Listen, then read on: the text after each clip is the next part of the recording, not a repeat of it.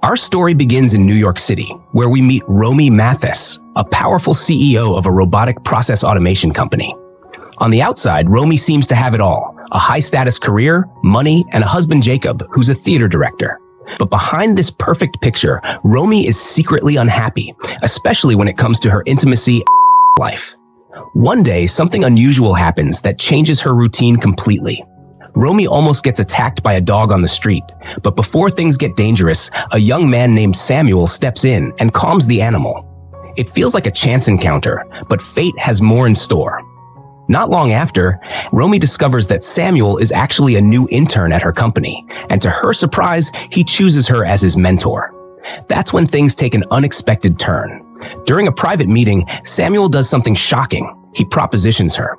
At first, Romy is stunned and pushes back, but the intense chemistry between them is undeniable, and against her better judgment, she gives in and kisses him.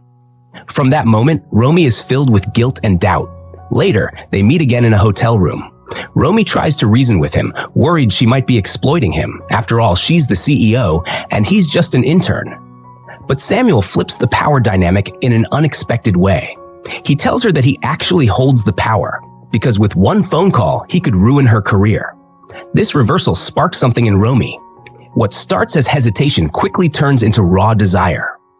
She gives in to the dynamic Samuel has created, leading to an intense encounter where she experiences overwhelming pleasure. But when it's over, Romy completely breaks down, crying and torn apart by the fact that she enjoyed it so much, even though she knows it's dangerous and wrong. Romy is a woman who has always thrived on control, at work, at home, everywhere.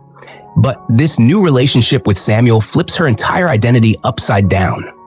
Even though it clashes with who she is, the affair doesn't stop. In fact, it intensifies. Samuel keeps testing her limits, pushing her further than she ever thought possible. Things reach a breaking point when he suddenly shows up uninvited at Romy and Jacob's country home. He uses the excuse of returning Romy's laptop, but what's even more shocking is how easily he charms his way into her family's good graces. This crosses the line for Romy. She feels disrespected and, more importantly, fears for her family's safety. Furious, she confronts Samuel, warning him that her family is everything to her, and he must never show up at her home again. The tension between them erupts into a heated argument. Samuel eventually backs down and says he'll just request a transfer. But Romy panics. She knows a transfer request will raise questions and risk exposing their secret. Feeling desperate, Romy turns to her husband, Jacob. For the first time, she admits something deeply personal. She has never been sexually satisfied with him and has never even had an marriage. However, she keeps the affair itself a secret. But soon after, her desperation pulls her back to Samuel. She begs him to continue what they started, fully surrendering herself to him. Then disaster strikes at her daughter's birthday party. Samuel shows up uninvited again, this time with Romy's secretary, Esme, as his date. Esme corners Romy and drops a bombshell. She knows about the affair. Not only that, she blackmails Romy, demanding a promotion and company changes in exchange for her silence. Romy has no choice but to come clean to Jacob, but she downplays it, framing the affair as nothing more than a one-night stand with a stranger. Jacob is devastated, not so much by the sex itself, but by the betrayal.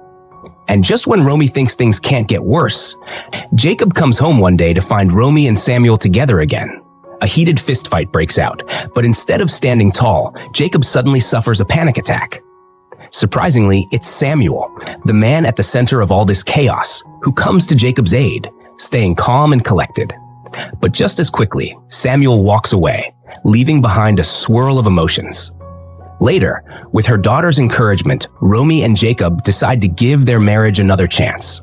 They want to repair not just their relationship, but also the intimacy they've lost. Around this time, Romy learns from a board member that Samuel has accepted a new job in Japan. But here's the twist. The board member hints that he knows about Romy's affair with Samuel. And instead of keeping it professional, he shamelessly propositions her. Disgusted, Romy doesn't back down. With newfound confidence, she firmly tells him off, making it clear she's no longer afraid of anyone's judgment. In the final scene, Romy and Jacob are at home, trying to rekindle the spark between them. They even attempt to recreate the kind of rough intimacy Samuel once introduced to her. But something's missing. Romy can't fully connect with Jacob in that way. And in a bittersweet revelation, she realizes the only way she can reach climax is by imagining Samuel. This time not in bed with her, but playing with the dog in that hotel room they once shared. That moment makes it clear. Samuel has left a mark on her that she can't erase. The film closes on a powerful, thought-provoking note, showing us that some experiences don't just fade away, they reshape us forever. It's not a clean or happy ending, but a raw exploration of power, desire, and the complicated mess of human relationships.